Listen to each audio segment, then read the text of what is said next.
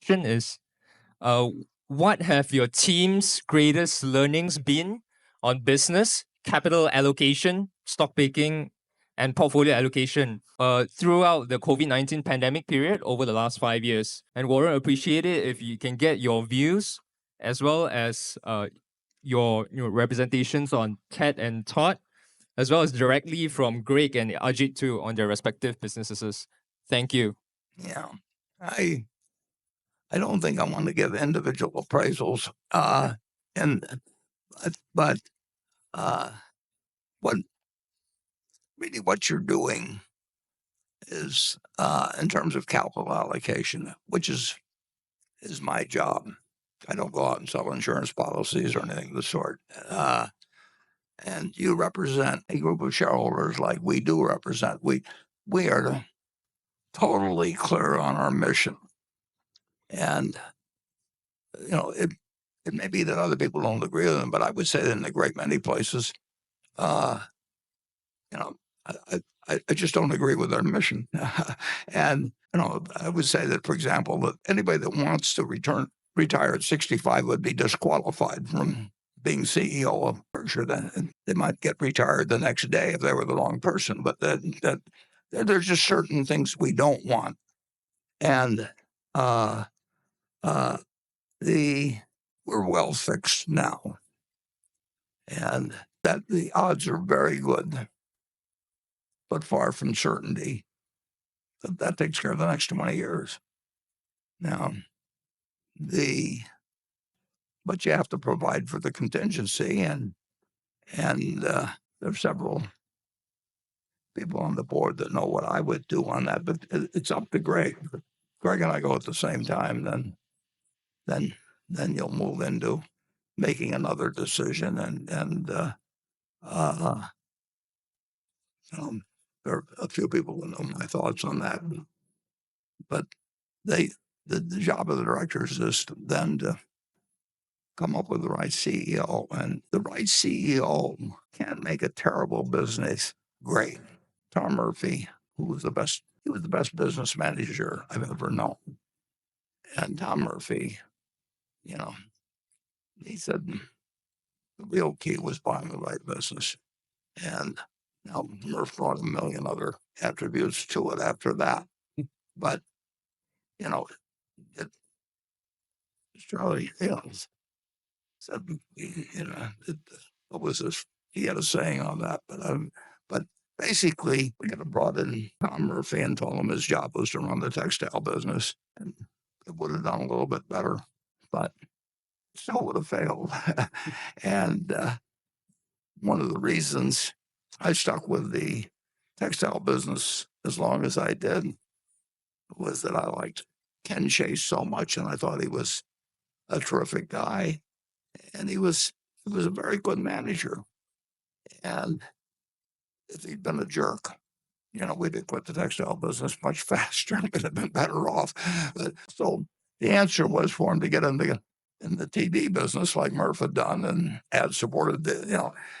Murph figured that out early, and he started with a pathetic operation, which was a VHF in Albany, New York, competing against GE and everything, and he was operating out of a home for retired nuns, and he only painted the side that faced the street. He had one car dashing around town, and he called it news truck number 6. But from that, he built an incredible company, and he built it because he was the best manager I've ever met. But beyond that, he was in a good business, and the key will be to find another Tom Murphy and then hand him a bunch of good businesses, and he or she will know what to do with it. Now, that's not as precise as you would get in most companies, but you really can't get more precise than that. I mean, you can have committees and management consultants and everybody, but it wasn't a management consultant that hired Tom Murphy, and I forget whether he was doing his sales volume was a couple thousand a week at first, and then as soon as he hit That was his goal. Or he got to 2,000. He says, now my goal is 3,000. He kept doing that. And he surpassed all these people like CBS and ABC that had the world by the tail. And it was just a wonderful lesson in life to get just to be able to view something like that. I learned an awful lot from what he said to me, but I just learned by watching somebody like him operate. I mean, it's like watching a great golfer, a great tennis player, and you ought to learn something about the kind of swing you're trying to develop or something of the sort. So that's not a great answer for you, but it's so far it's worked, and I think it works.